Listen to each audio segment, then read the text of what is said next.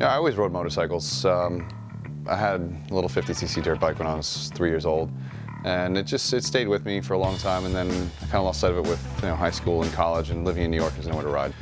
My name is Max Hazan. Been building custom motorcycles for about a year now. I started after I had lunch with my dad and was talking about my old job, and I was miserable doing what I was doing, and I was doing this on the side, and he told me, well actually he just said, you're that miserable, why don't you just give it a shot and build bikes. And so ever since then I decided to stop what I was doing and build bikes full time. And the bike behind me is the first bike that I built 100% from scratch, where I did every single nut and bolt, from a bar of steel, and really, didn't compromise the design at all. Just really let my creative freedom go.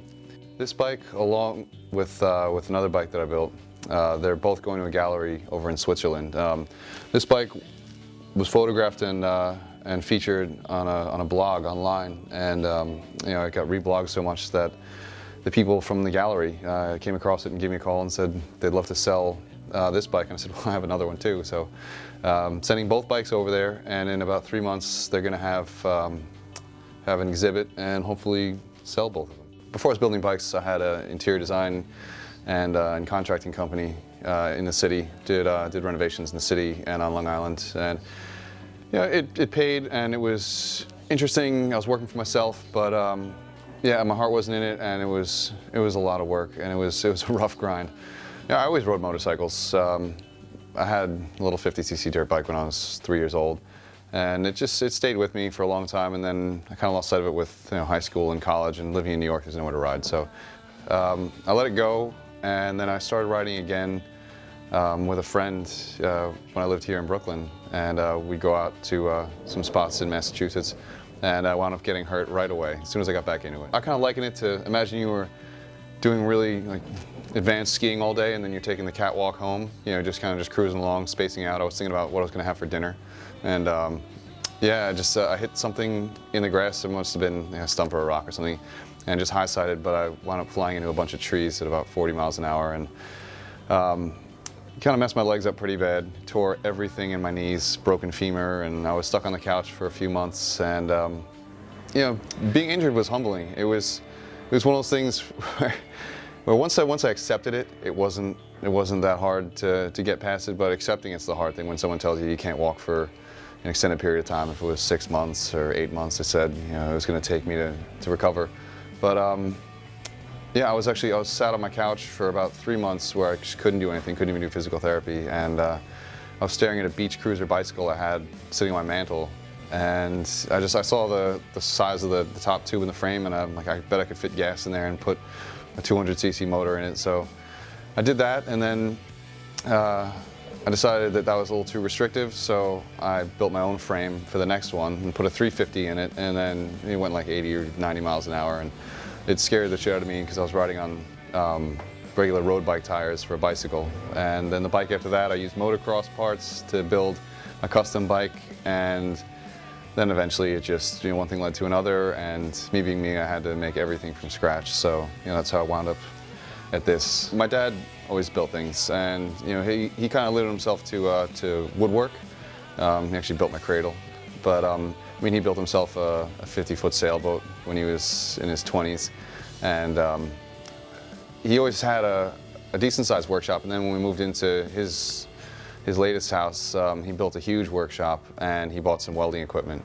And I don't know if he ever actually taught himself how to use it, but I helped myself, and that's when I realized that you can make really anything. As soon as I had that one piece of the puzzle, which was the welding, that's when I started building hydroplanes, airplanes. Built whatever I could imagine, whatever I could afford, actually. I know that there are people out there that are way more talented than me. They're light years beyond some of the fabrication skills that I have. They're just truly like artists in their one trade. But I find it's hard to find someone who can do it all. When it comes to a certain design that has to be on the bike, I'll think about the most aesthetic way to have that presented, and then work backwards with the design, and then the mechanics come into play, and then the fabrication is the last thing. It's just when I built a motorcycle that it had all the elements that I felt expressed my creative vision perfectly, and it was exactly what I wanted. I can express my design, but then at the same time, I've got a mechanical mind, and to do it in a functional way where each piece actually has to serve a purpose. I used to think about it, it's like doing a painting, but each brush stroke has to interlock with the next brush stroke, and they all have to function together. So it's one thing just to draw a line, but to make that line actually work with the piece next to it and have something that's functional, but pleasing to look at from any angle. It was probably the biggest challenge, I think. And I think that a motorcycle says just enough. A car they're beautiful, but I think that it's more than I need to actually express what I want to express. The way I design the bikes, I try to be as open-minded as possible, and that usually results in using all sorts of different things, the wood on the back of this bike, or whether it's aluminum, steel, or parts from another bike. I don't look at a motorcycle catalog or look at other bikes to start my design. I try and just walk around my neighborhood and just life with eyes open. If it's a piece of a sewing machine, which I'm just actually looking at over there, or it could be a plant or an animal, or the backside of a car. It could be anything, and that's when the ideas come. So the trick is I just try and keep my mind open at all times and really take ego out of it. I find that ego is the killer for me.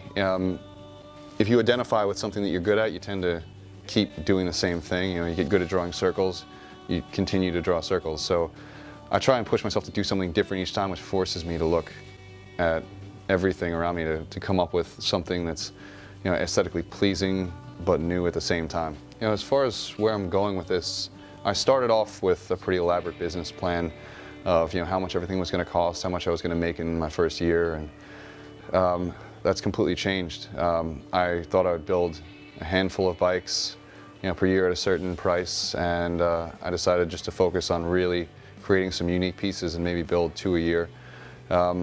And I'm in a good place now. I started off in this really small shop.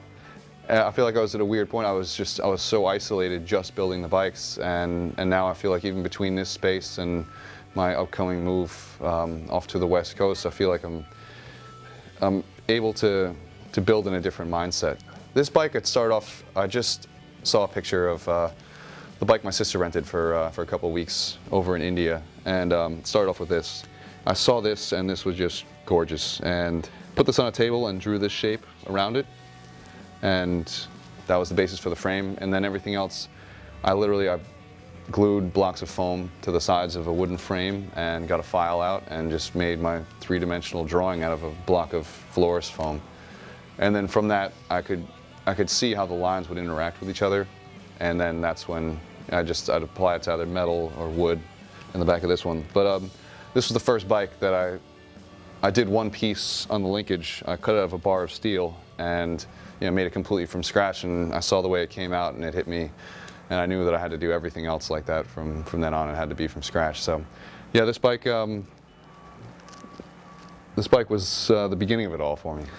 This bike was a Royal Enfield Bullet 500.